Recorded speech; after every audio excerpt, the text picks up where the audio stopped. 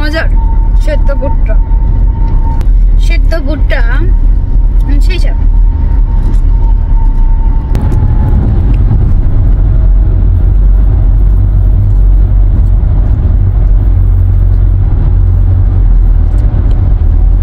মানে সেই স্বাদ আমাদের কাছে প্রচুর স্বাদ সেদ্ধ ভুট্টা হইলে আমাদের মনে হয় কি অনেক ভালো যায় প্রচুর পরিমাণে আমরা ভালো খাইতে পারি সেদ্ধ ভুট্টা আমার হাজবেন্ডের তো অনেক পছন্দ সেদ্ধ ভুট্টা আমার মনে পলিথিনটা একটু খুইলা দেওয়া লাগে খুইলা দিছি